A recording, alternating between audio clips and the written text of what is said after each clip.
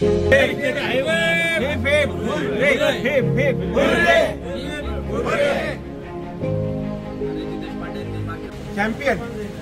रविंदर सिंगजी धुप्पड आज आपल्या श्रीरामपूरचं नाव रोशन करून आलेले आहेत आणि त्यांची जी मेहनत होती, त्यांची जी लगन होती, त्यांची जी कन्सिस्टन्सी होती, त्यांना त्याचं 100% यश मिळालं त्याच्यामुळंच. आणि त्यांच्या पत्नी, त्यांची आई, त्यांची मुलं यांच्यामुळं त्यांनी नागरिकाला सपोर्ट केल्यामुळं आज ते आपल्यामध्ये गोल्ड घेऊन आलेले आहेत. हे साताऱ्यावाल्यांचं स्वप्न असतं.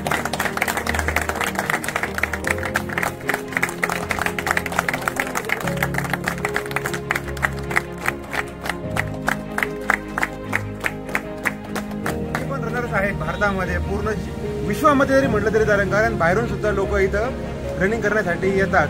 त्यांचं सगळ्यांचं स्वप्न असतं की आपण ती हिल गोल्ड घेण्यासाठी, सपटू मारण्यासाठी यावं. पण अनेकांची स्वप्न धुळीस मिळतात. तसं माझं स्वप्न होतं, परंतु काही इंजुरीमुळे झालं नाही. परंतु आपल्या मित्राने गोल्ड मिळवला आहे.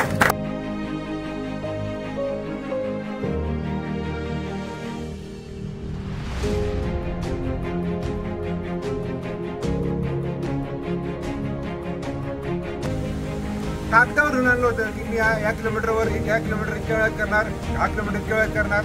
बरोबर प्लॅन एक्झिक्यूट केलेलं होतं, एकदम परफेक्ट एक्झिक्यूट करून आलेला आहे, लिहून आलेला आणि एक्झिक्यूट केलेला. आता ह्या पहिली व्यक्ती असेल श्रीरामपूरची की प्लॅनिंग करतोय आणि एक्झिक्यूट करतोय. 100% त्याला ते यश फक्त त्याच्या मेहनतीमुळे मिळालेलं आहे. आता काय लक फॅक्टर नाही हा की कोणतरी मेहनतच घ्यावी लागते. आणि सगळ्यात महत्त्वाचं, आजच्या दिवशी भयंकर पाऊस होता. असं वाटलं होतं की पावसा ह्या पावसामध्ये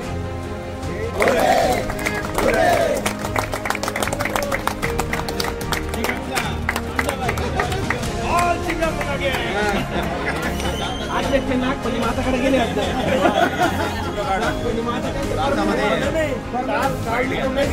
सर्वांचा फार मनापासून आभारी आहे. माझ्यामध्ये फिरता पाण्यामध्ये तो माझ्यामध्ये एक मी कॉन्फिडन्स सगळ्यांनी दाखवला पहिल्या दिवसापासून. ॲक्च्युली सातारा मॅरेथॉन ही टफ आहे हे आमच्या गुरुजींनी पण सांगितलं होतं की ही टफ आहे की तुमच्या नॉर्मल PB-पेक्षा तुम्हाला एक कमीत कमी 12 ते 15 मिनटं तुम्हाला जास्त लागतील. तर माझा PB एक 52 आहे. तशी कॅल्क्युलेशन करायला गेलो तर 2:05 गुरुजींच्या हिशोबाने असं झालं पाहिजे होतं कुठेतरी. पण असं की जी आपण कन्सिस्टन्सी, डिटर्मिनेशन, एन्ड्युरन्स हे शब्द काय असतात हे मागच्या 2 महिन्यामध्ये मी त्याला टेस्ट केले. सगळे शब्द काय असतात याचा सगळ्यांचा मला टेस्ट मागच्या सगळ्या 2 महिन्यामध्ये आला आहे. की सकाळी 4ला उठणे, 5ला बरोबर रनिंगला पोहोचणे, टाइम टू टाइम, कोणताही सेशन मिस न करणे, जसं संकेत सरांनी सांगितलं एक्झॅक्टली तसंच सगळं काही झालं आहे.